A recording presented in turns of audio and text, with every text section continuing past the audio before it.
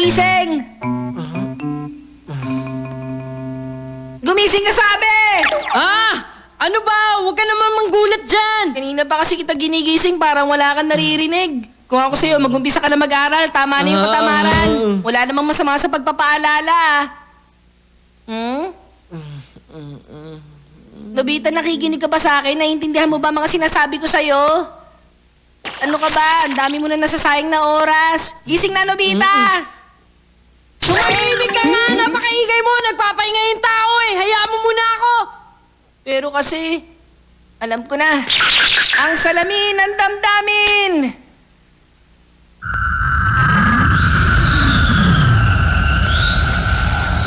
Tingnan mong mabuti, Nobita!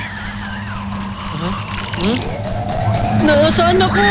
Mawawalan lahat ng saysay ang mga nasa paligid kung hindi mo to bibigyan ng halaga. Nasa ibang mundo ka ngayon kung saan lalabas ang tunay mong nararamdaman.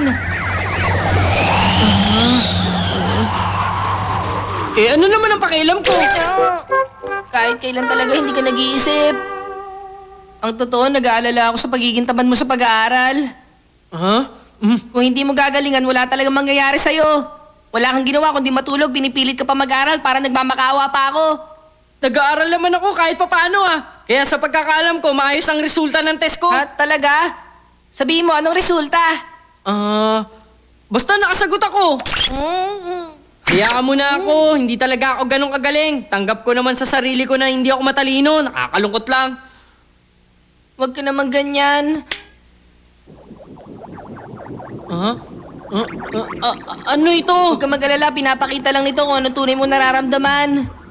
Ibig sabihin, ito ang aking kalungkutan?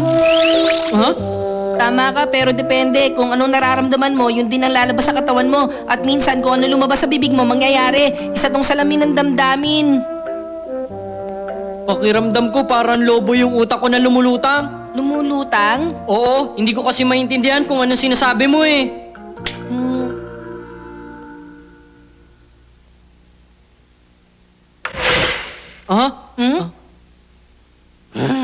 Lobo!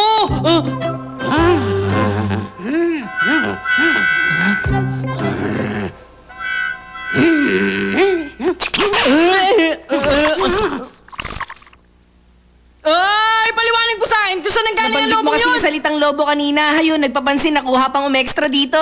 Lalo yata ako naguluhan. Ay. Basta ganito, kung ano nasa puso't isipan mo, mararamdaman mo ito, tiyak nalalabas sa iyong katawan. Nagpapakatotoo ka lang sa sarili mo. Kung ganun pala, pwede ko ito malaro at masubukan. Hindi to laruan, para to sa ikabubuti mo. Kilala kita, pag pinagbigyan ka, umaabuso ka lalo. Sige, wag na lang. Alam ko naman lahat ng bagay na ginagawa mo para sa ikabubuti ko, Doraemon. Aaminin ko, minsan talagang padalos-dalos ako at hindi nag-iisip. Ay... O sige, ipapahiram ko na sa'yo to, Nobita. Gamitin mo sa mabuti, ha? Nako! Alam ko namang hindi mo ako kaya tiisin, Doraemon eh! Sabi na nga ba eh, paglalaruan mo lang to eh. Sige, maiwan na kita dyan, Doraemon! Paano ko kaya gagamitin to? Ay, nako, susubukan ko na lang sa labas to. Sandali lang, Nobita. Saan ka pupunta? Sigurado ako, maglalaro ka na naman sa labas, ano? Nagkakamali kayo, hindi po. Napakabata mo pa, sinungaling ka na. Hindi mo iniintindihan mo sinasabi ko sa'yo. Puro laro lang ang nasa isip mo. Basta tandaan mo, ayoko makikita na mababa ang grades mo sa exam, ha? Hi. Aray ko! Aray ko! Sakit naman sa tenga! Aray ko! Aray ko! Ito na yata yung pinapaliwanag ni Doraemon kanina. Nararamdaman ko na. Ay.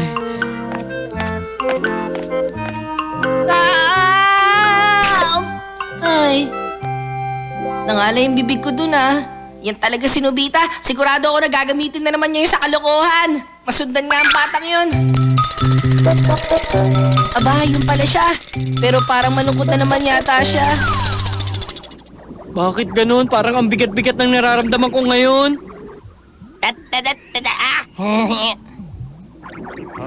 Buli ka! Ha? Bakit parang ang laki naman yata ng problema mo? Hindi ko alam, wag mo na lang ako Wag mo pansinin. masyadong damdamin ng buhay. Sige ka, ikaw din, tatanda ka kagad niyan.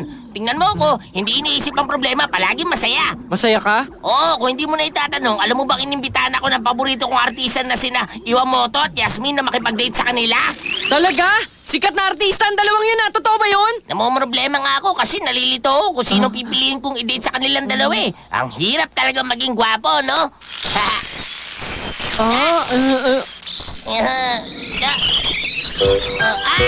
Ano nangyayari? Bakit namumula ang buong katawan ko? Bakit ganito ang pakiramdam ko? Bakit naging pula ang kulay ko? Namumula ka nga. Pero baka binibiro mo na naman ako. Ikaw talaga. Biro? Hindi ako nagbibiro. Makikipag-date talaga sila sa akin. Totoo yun. Tignan mo nga, halata nagsisinungaling ka lang. Ano ka ba? Bakit ka naman nanggugulat ng ganyan? Bakit ka kasi nagtatago sa halaman? Sa ating dalawa na lang to Ang totoo niyan, may nagawa kasi akong kasalanan kay nanay kaya tinataguan ko siya. Natatakot ako. Sigurado lagot ako sa nanay ko kapag naabutan niya ako. Chik! Ang lamig naman. Nilalamig siya dahil sa sobrang kaba. Bakit ba ako naninigas sa ganito? Ay! Mukhang higanting yelo. Ay. Naku po, bumalik na naman siya sa pagiging malungkot. Bakit ganito ang nararamdaman ko? Ang bigat talaga. Ano nangyari? Lalong dumilim. Mabigat kasi ang puso ko, kaya pati ang katawan ko at pa ako mabigat din.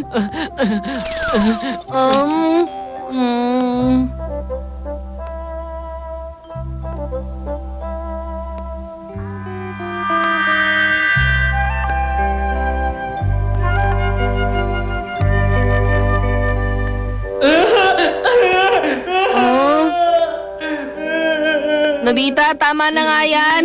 Lumabas ka na dyan, halika rito, lumapit ka sa akin. Oh. Doraemon, ang dilim-dilim ng mundo ko! Hindi ko alam na ganyan pala mangyayari. Pinapakita lang talaga nito ang nararamdaman mo. Nobita, mabuti pa umuwi na tayo. Oh? Hindi ako uwi. Iwan mo ako, gusto ko mapag-isa. Mapag-isa? Pero parang OA naman yata yan. Ano sinasabi mo? Tanggap ko, wala naman nakakaintindi sa nararamdaman ko. Wala naman kasing dapat ikalungkot. Hindi ko kasi alam kung wala akong kwentang tao. Hindi ko kaya, gusto ko na tapusin ang buhay ko. Bitiwan mo yan! Ano ka ba? Hindi ko alam ang pinagsasabi mo! Wala kang karapatang gawin yan! Dilawin mo nga pag-iisip mo! Kung ano ang pumapasok sa utak ko! Akin na yan! Bigyan mo yan sa akin! Sige na! Parang nagkakagulo doon Ay, sino ba kayo? Bakit naman napakadilim yata dyan? Ano ba pinag-aawayan nyo? Ano po yung teacher? Parang boses ni...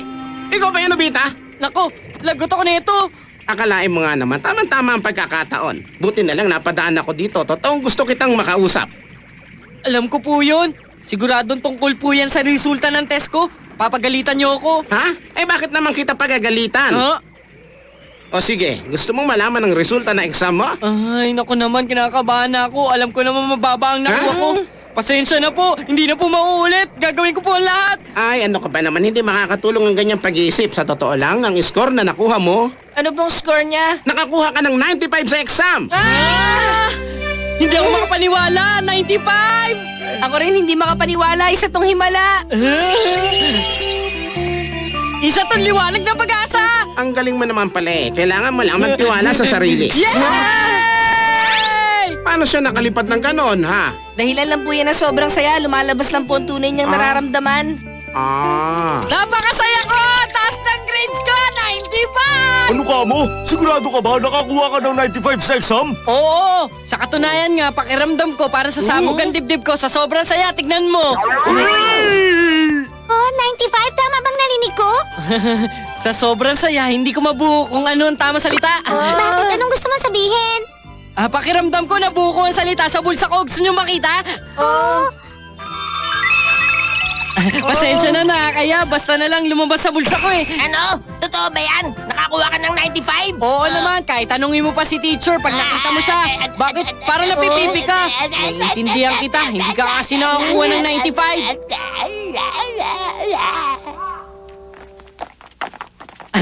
Ang saya-saya ng buhay!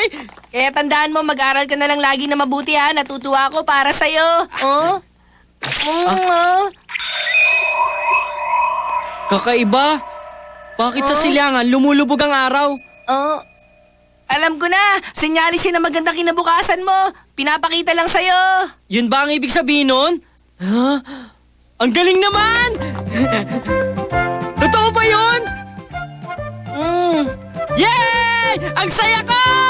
Tandaan mo magiging masaya ka ng lubusan kung hindi ka mawawalan ng pag-asa. Pero sa susunod, huwag kang puro tulog ha. Huwag kang tatamad-tamad. Yay! Makulay ang buhay! Sana hindi lang ngayong araw na to. Sa mga susunod pa. Mating na rin ang Drift Ice!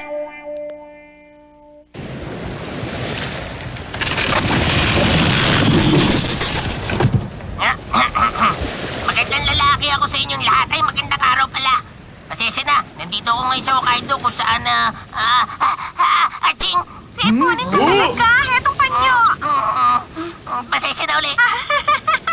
Mama naman, huwag ka na extra dito. Nakikita niyo ang mga sea lion. Lumilipad na si Eagle sa Northern Sea. At Jebe, kung saan dito ako nakatayo ngayon. Noong naglalakbay kami papuntang Hokkaido, kinunan ako ng video ng papa ko pati tanawin doon. Talaga? Big time! Alam niyo ba, ang sarap doon, ang ganda ng mga tanawin. Manginginig ka nga lang at tatayo yung balahibo sa sobrang lamig. Nakakaingit ka naman. Makikita niyo doon ang D. At sa pagkakalam ko, walang ganun sa ibang parte ng mundo. Masyado kasi malayo yung lugar na yun eh. Huh? Ang totoo niyan, hindi mo naman kailangan mag-drift ice para makita ang Hokkaido, no? Talaga, Nobita? Oo, nakita ko na rin yun. At saan mo naman nakita yon? Gusto mo malaman? Pwede ba? Huwag mo nang patagalin. Sabihin mo na sa amin. Pag sinabi ko, huwag kayong magugulat, ha? Malapit lang, makikita nyo sa lawa ng bundok.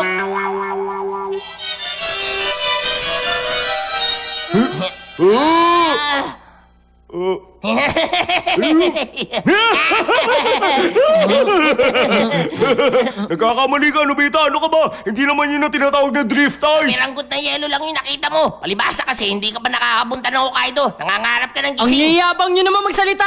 Hindi ako nagkakamali, siguradong drift ice yun. Hindi mo kasi ako naiintindihan eh. Hindi ako nagyayabang. Malaki at malawak yung sinasabi ko, no?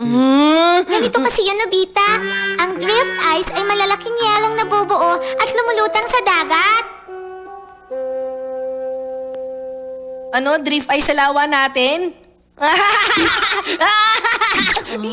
Ano ka ba? Pinagtatawanan mo ba ang pagiging inisente ko?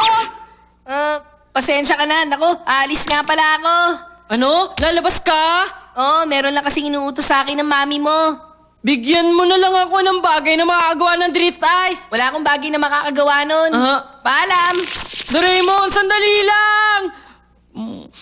Paano na kaya yan? Hay? Sana nandito. Nandito nga! Ang reserba, ang bulsa!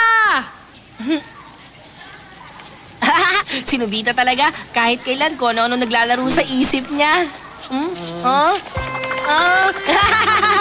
Nakikilig din ako dyan, wag dyan!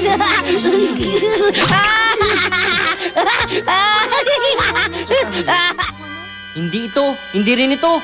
Ano kaya sa mga to? Meron pa bang natitira? Nakakapag-iba ng klima at panahon! Ang dumi ko na, siguradong kagagawan ko ni Nobita. Saan kaya banda ang lugar na yun? Hindi ko makita. Nasaan kaya yung Hokkaido? Nakita ko na! Hokkaido, makikita na kita!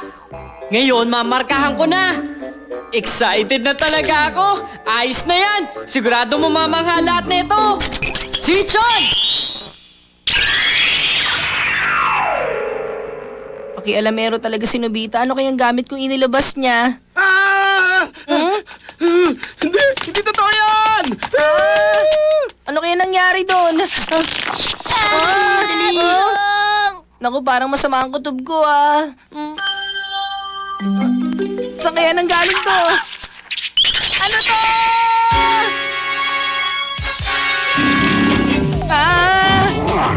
May oso pa! Nobita! Bakit ano yun? Stabilisan mo! Nakaharang sila! Ang net! Rocket! Ayun na!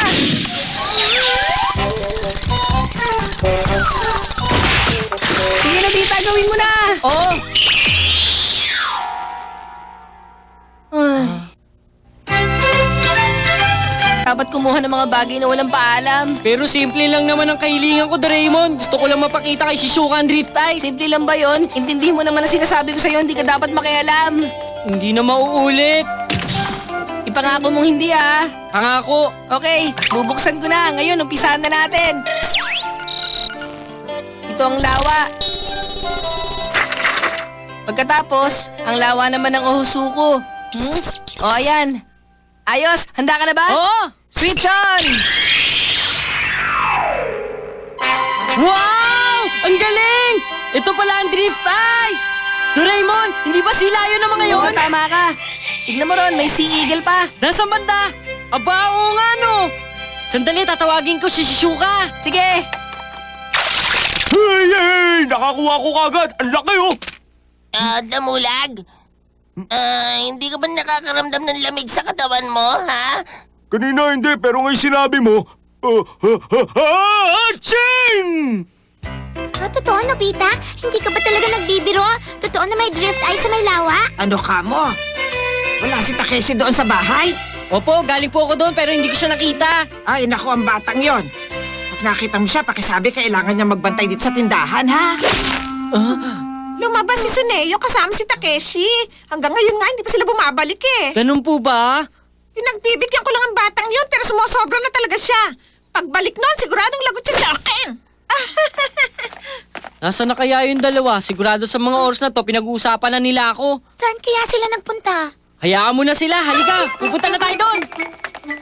Wow, ang ganda talaga! Sobrang ganda, Nobita! Wow! Sa wakas nakita mo na ngayon ang Drift Ice! Hindi ko akalain na makikita ko ngayon ang drift ice. Para ako nananaginip, sobrang ganda!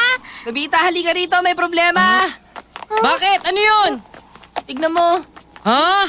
Yung anak na si Lion! May sugat siya, kawawa naman! Sa palagay ko, nasugatan siya sa matalas na yelo. Nakakaawa naman siya. Doraemon! Nahiwaga ang gamit ng doktor! Una, linisin ang sugat, lagyan ng ointment at bandage. Damulag, tingnan mo, oh. Ito pala nakukuha natin. Tigil na kaya natin to. Ano ka ba? Huwag kang mawala ng pag-asa. Alam ko, nararamdaman ko na marami tayong mayuwing isda. Oh, ayan o, sabi ko sa'yo. Ako rin, meron na. Sigurado akong malaki ito. Oo nga. hila! Isang alimango! Seaweed sa akin? Yay! Ang swerte! Ang saya! Pero ang bakit galing, naman magkakaroon ang ng galing, ganito sa ang lawa na ito? lakas! Alam mo, hindi na sa akin importante yun! Sandali lang, Damulag. May naririnig ka pang ingay. Ito talaga ako, ano-anong naririnig mo dyan, Suneo? Ah! Tingnan mo, Damulag. Nakikita mo ba nakikita ko, ha? Ano ba yun? Ikaw talaga! Saan ang galing yan, ha, Suneo? Hindi ko rin alam. May drift ice! Oo nga! Nakakatuwa naman, bumalik na ang sigla niya. Ang sarap pala makatulong sa hayop. Bakit kaya? Sa palagay ko, Nobita, may naghahanap na sa kanya. Baka hinahanap na siya ng kanyang mama. Mama? Bakit naman hindi? Natural lang na hanapin ng ina ang kanyang anak. Parang awa mo na, pakawalan mo kami. Bakit ano ba nangyayari? Akala niyo siguro mga anak niya tayo, Damulag. Iyak ka din. Hindi niyo naman tayo ang mukha! Ayoko na. Mama. Ay, sa tulala, tulungan niyo kami!